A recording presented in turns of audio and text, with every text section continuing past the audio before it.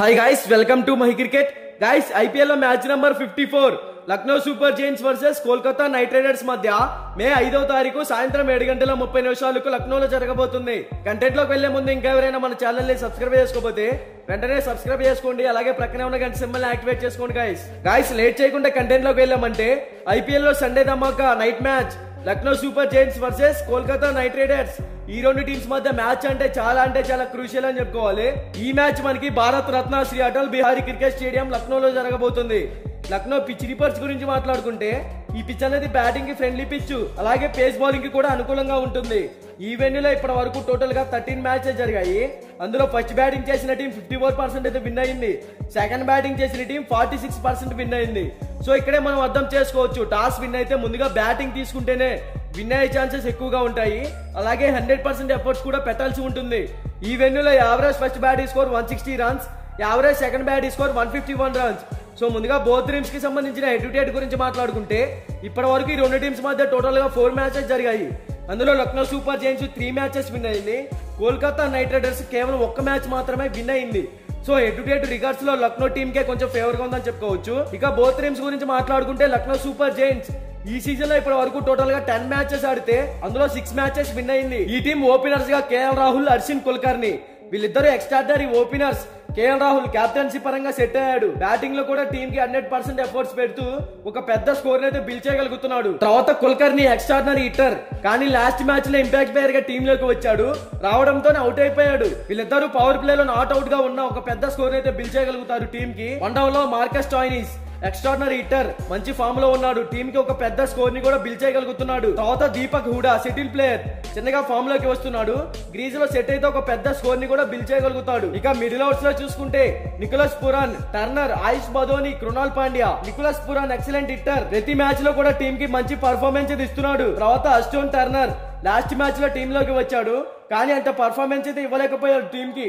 తర్వాత ఆయుష్ Badoni settle player, team కి performance పరంగా పర్లేదని చెప్పుకోవచ్చు.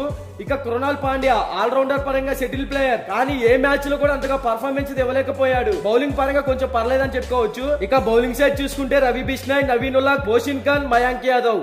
ఈ టీం బౌలింగ్ పరంగా కూడా స్ట్రాంగ్ గానే ఉంది. ఓవరాల్ గా ఈ టీం టాస్ గెలిచినా ఓడినా ఫస్ట్ బ్యాటింగ్ కనుక చేస్తే కంపల్సరిగా 180+ టార్గెట్ అయితే సెట్ చేయాల్సి ఉంటుంది. అప్పుడే ఈ టీం విన్ అయ్యే ఛాన్సెస్ క్రియేట్ చేసుకోవచ్చు.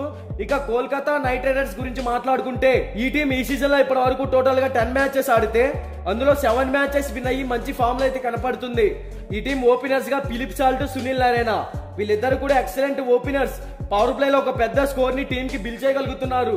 మంచి ఫామ్ లో కూడా కనపడుతున్నారు. ఇక వన్ డౌన్ లో చూసుకుంటే రఘువంశీ మంచి స్టెబిలిటీ ఉన్న ప్లేయర్. రీజ్ లో సెట్ అయితే ఒక పెద్ద స్కోర్ ని టీమ్ కి అందించగలుగుతాడు.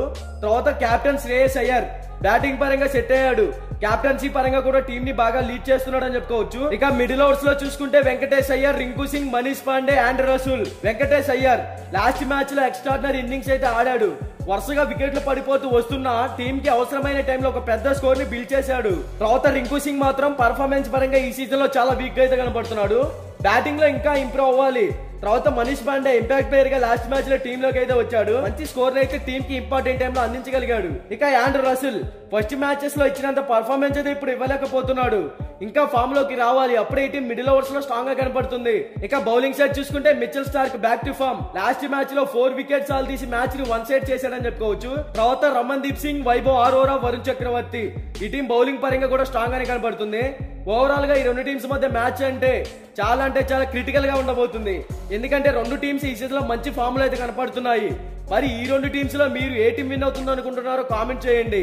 మీకు 100% విన్ ప్రొడక్షన్ కావాలి అంటే డిస్క్రిప్షన్ లో మన టెలిగ్రామ్ ఛానల్ లింక్ అయితే ఉంది, ఒకసారి వెళ్ళి జాయిన్ అవ్వండి. ఇక బోత్ టీమ్స్ కి సంబంధించిన ఎక్స్పెక్టెడ్ ప్లేయింగ్ 11 డిస్ప్లే మీద రన్ అవుతుందో ఒకసారి చెక్ చేయండి.